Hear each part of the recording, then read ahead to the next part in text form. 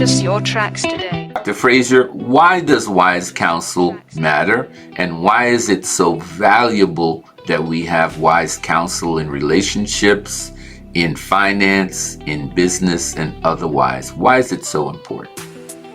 Well, it's an asset in our culture that is under-recognized and underutilized, and that's the $23 trillion asset of the 3.9 million Black males and females in our country, 61 to 90 years old. That's a heck of an asset. And these are folks that have spent 2 trillion hours. We had AI do a calculation of the value of the 3.9 million brothers and sisters, 61 to 90. How many hours have they been on Earth? How much have they learned? What are the mistakes and what are the lessons and what are the things that they have accomplished with the time that God has given them? To over 2 trillion hours. And we tend to ignore that because we focus on youth in our culture. This is not what happens any place else where Black people are, or brown people are, or yellow people are. You go to the continent of Africa, and I've been there 31 times. You don't do anything of significance without counseling with the elders. They worship their elders because of the wisdom and the experience that they bring to the table and to life. You go to India, right? They worship their elders. You go to China, right? They live in 3 generational homes. It is the parents, the children, and the grandchildren. And who raises the grandchildren? The grandparents. So, we are the only ones, Black folk in America. It does not exist any place else that Black or brown people exist. So we have got to bring that to the surface. We have got to utilize this $23 trillion asset, 2 trillion hours of experience. And we've got to focus on making sure that our elders are inclusive in the things that we do. Think about mentorship. Think about helping us to understand our history and to remember that history and to communicate that history. They are the body of the history of the work that we have done just in our lifetime. So eldership is extraordinarily important. Now, maybe I'm a little biased because I are an elder at 81 years old. But, the other thing, you got to be real careful because not everybody that's old is wise, right? But I think that most are. So you pick and choose, but fundamentally, it's a larger emphasis, and that is the importance of wise counsel. And we can look at the word counsel in 2 ways. COUNCIL, that's the community.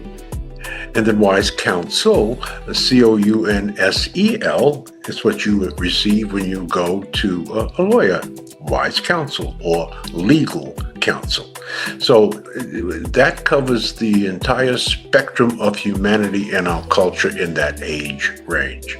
So it's a very, very important asset that we are under-leveraging, underutilizing, under-recognizing, and under-honoring. If I could wave a magic wand, Stan,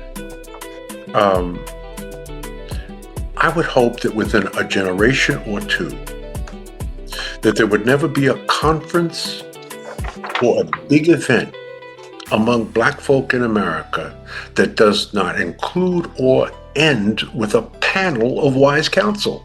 It's a 6-seat panel. 3 seats are for 3 elders, 2 men and a woman. And the other 3 seats will be for a representative of each of the succeeding generations, right? So if we were to do that tomorrow, there would be 3 elders on one side, a table separating the 3 seats, the 6 seats, and 3 on the other from generation X, Y, and Z. And it would be a question and answer and wise counsel in front of the full body of all of the participants of that event or conference so that they can see how important and how powerful this is. So this is something that we're going to have to instill and work on and talk about, I think, for the next generation or two. It is no different than the vision I had in helping our people understand the importance of effective networking, writing a book about it 40 years ago.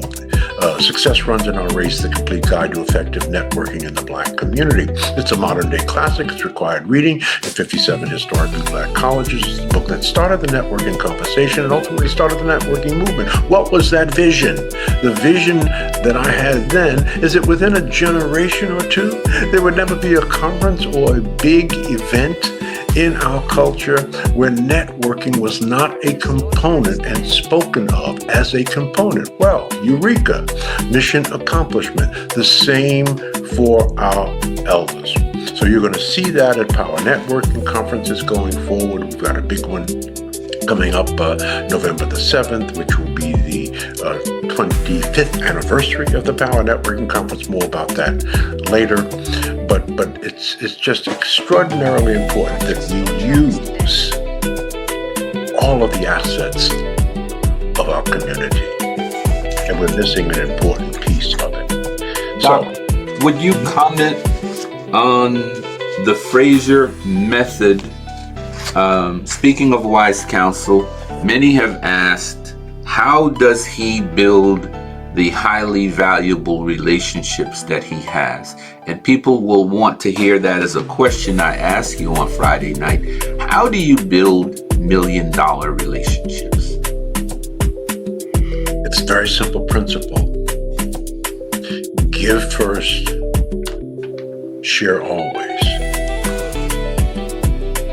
If you want to meet important people, Stan, you have to be where important people are.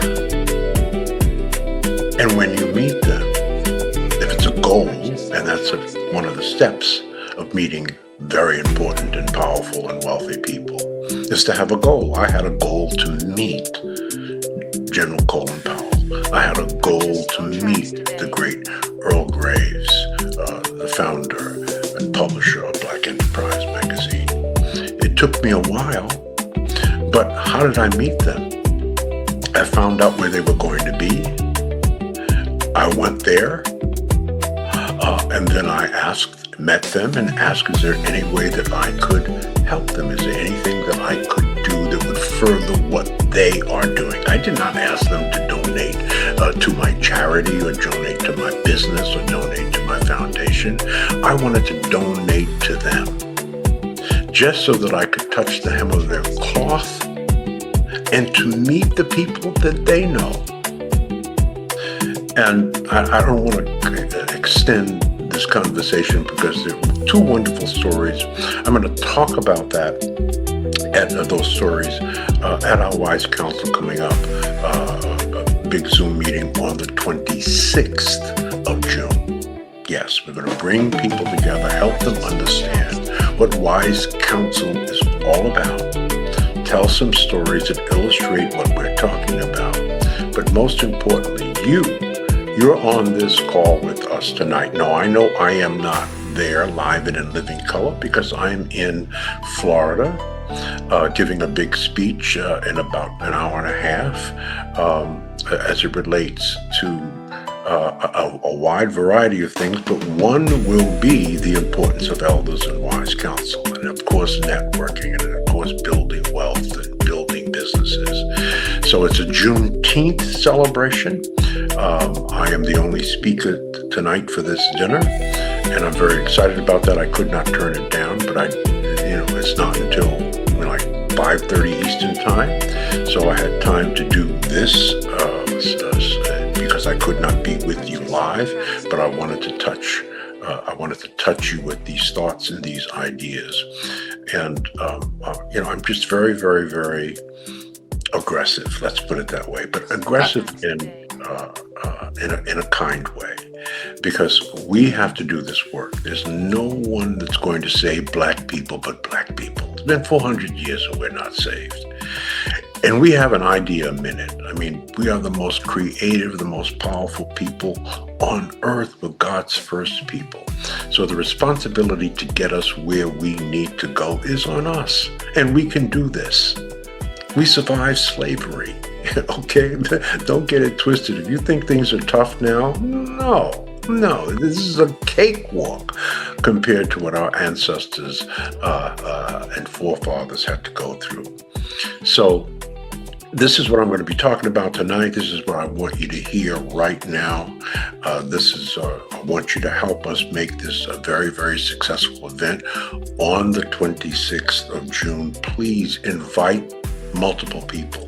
We'll send you a flyer if you want a flyer, and you can share it with your networks and share it on your social media, as I've been doing over the last several weeks, and I'll be doing it again. So help us. Let me say that a different way. Provide an HBO. Do you know what an HBO is? An HBO is help a brother out. Okay, help us, help you, help them.